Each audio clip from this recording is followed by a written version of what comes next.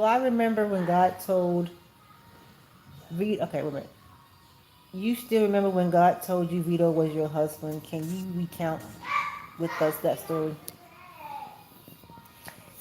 Are you talking about when he prepared me for him? Because when he prepared me for him, I didn't know he was my husband then. Remember? I thought it was the devil trying to distract me. That's when I started having interest. I was like, why? Why this little man? Why? And so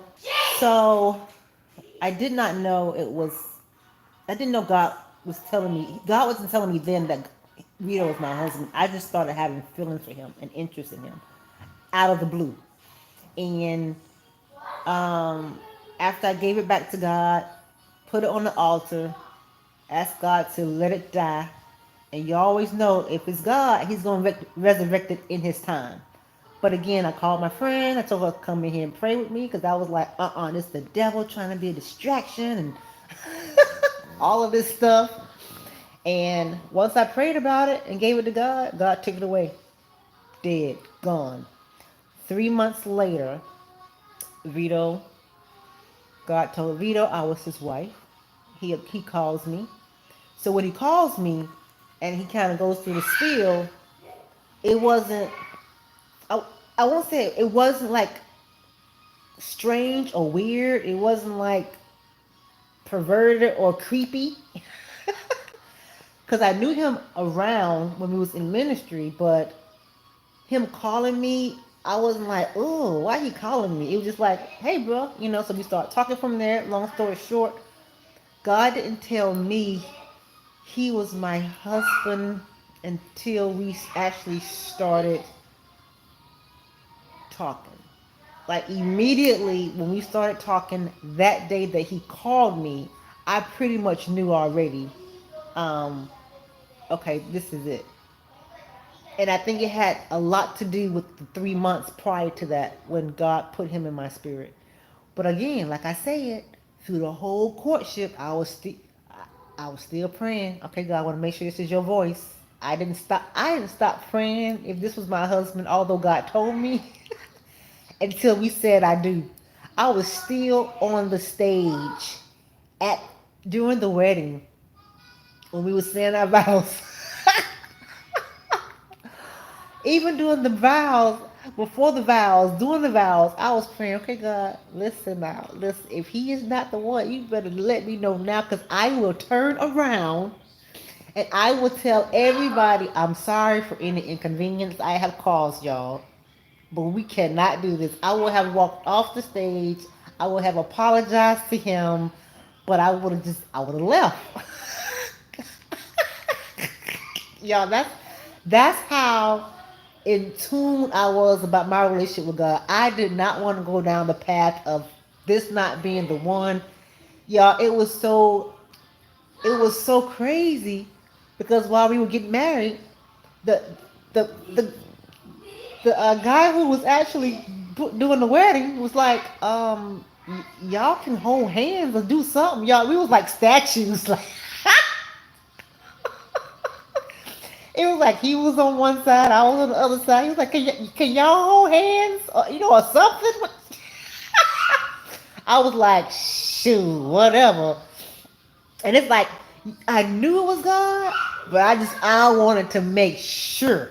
Listen, sometimes we think it's God and it's not God. So I wanted to make sure that it was God. So I was asking, like, listen. I was to the point where if this is not you, if God would have said, nope, this ain't him, baby, Vito feelings would have been hurt. I wouldn't have cared about how much I spent. I wouldn't have cared about the guests. I wouldn't have cared about people being inconvenienced. I'm like, listen, y'all gonna be inconvenienced for one day versus me being inconvenienced for a lifetime. No, no.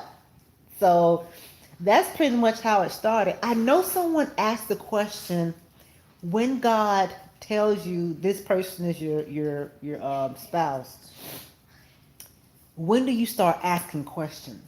Like when do we start asking questions about each other? To be honest with you, it just came naturally. It wasn't like I had a list of questions for Vito when we was courting. Like I did not.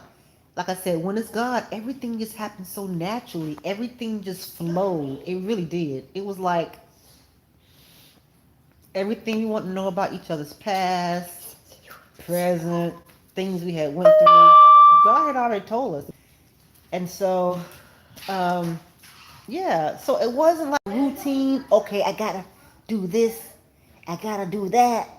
I gotta ask these questions. Oh, let me write this down. No, it's not gonna come like that. No. Listen to me, my personal opinion, that's like you're manipulating a situation.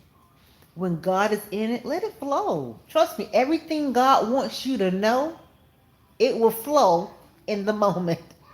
And a lot of things you're not going to find out until after you get married. Trust me, there's still things we're still learning about, about each other.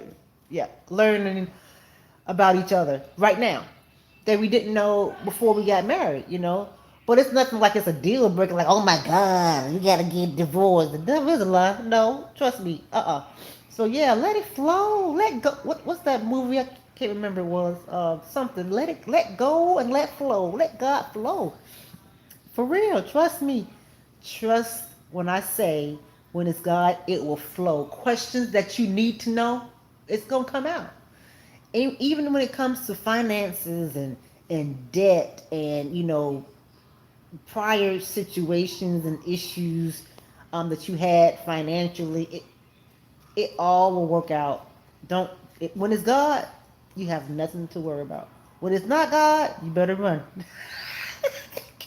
You better run, baby, run.